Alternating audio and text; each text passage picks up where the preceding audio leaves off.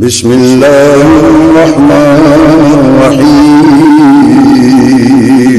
شروع اللہ کے نام سے جو بڑا مہربان نہایت رحم والا ہے۔ یہاں تشریف لیں، اپنا عنوان بیان کریں۔ عام رمضان۔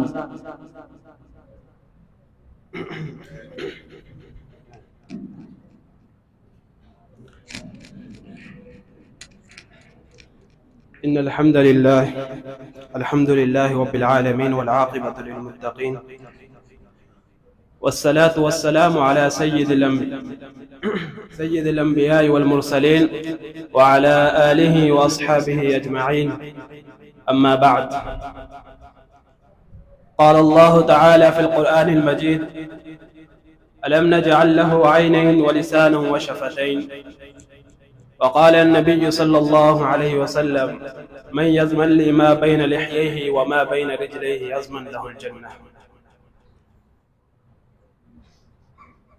حضرات گرامی، اللہ رب العالمین کا ہم پر بہت بڑا احسان ہے کہ اس رب العالمین نے ہمیں اشرف المخلوقات پیدا کیا، اور اسی کے ساتھ ہی ہمیں امت محمدی بنایا۔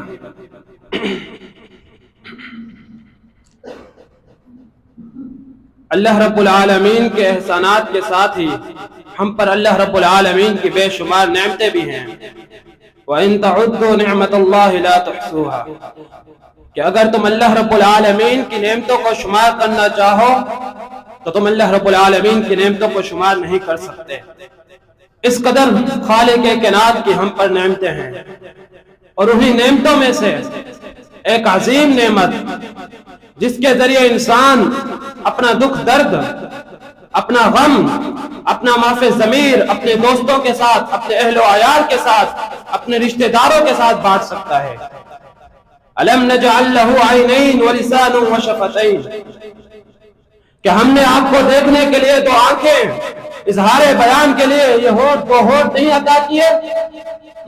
حضرات، وہ نعمت کیا ہے کہ جس کے ذریعے سے انسان اپنا معاف ضمیر بیان کر سکتا ہے؟ وہ نعمت اللہ رب العالمین کی بڑی عظیم نعمت ہے، اور وہ زبان ہے۔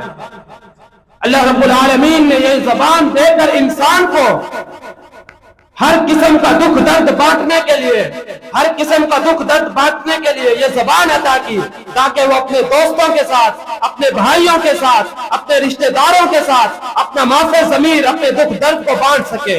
جو اس کے دل کے اندر احساسات ہیں انہیں اپنے دوستوں کے ساتھ، اپنے بھائیوں کے ساتھ شیئر کر سکے۔ اللہ رب العالمین فرماتے ہیں: لَقَدْ خَلَقْنَا الْإِنسَانَ فِي أَحْسَنِ تَقْوِيمٍ، ہم نے انسان کو بڑا ہی خوبصورت پیدا کیا ہے۔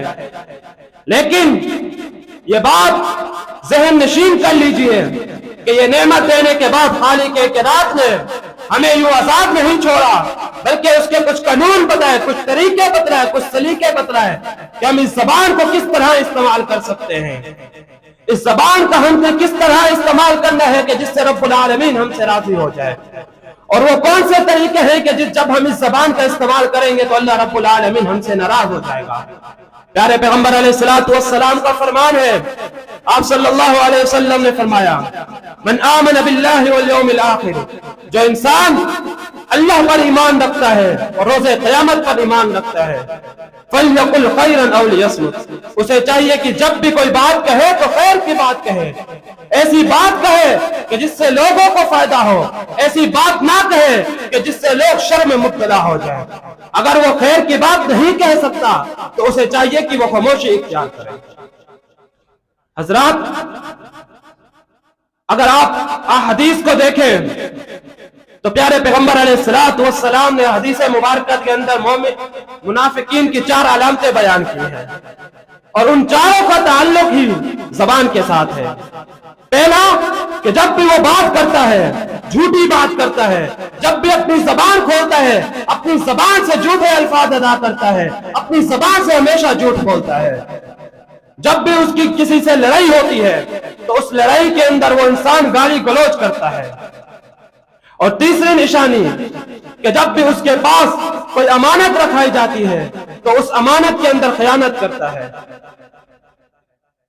اسی طرح پیارے پیغمبر علیہ الصلوۃ والسلام کا فرمان ہے، آپ صلی اللہ علیہ وسلم نے فرمایا اذا اصبح ابن آدم، کہ جب ابن آدم صبح کرتا ہے تو اس کے تمام کے تمام اعضاء زبان کے سامنے التجا کرتے ہیں کہ زبان ہم تیرے ساتھ منحصر ہیں، ہم تیرے ساتھ معلق ہیں، اگر آج کے دن تو صحیح رہے گی، تو سیدھے راستے پہ چلتی رہے گی تو ہم بھی صحیح رہیں گے، اگر تو غلط چل پڑی تو ہم بھی تیرے ساتھ غلط راہ پہ چل پڑیں گے۔ اس حدیث سے یہ بات معلوم ہوتی ہے کہ جب انسان اپنی زبان کی حفاظت کرتا ہے، اپنی زبان کو صحیح طریقے سے استعمال کرتا ہے تو اس کے باقی اعضاء بھی درست رہتے ہیں، لیکن اگر ایک انسان اپنی زبان کا غلط استعمال کرتا ہے تو اس کے باقی اعضاء بھی غلط راہ پر چل پڑتے ہیں۔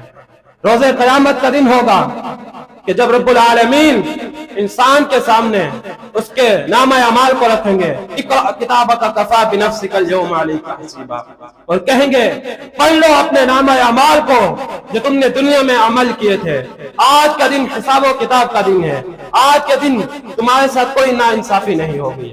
میرے بھائیوں، آخر میں اللہ رب العالمین سے میں دعا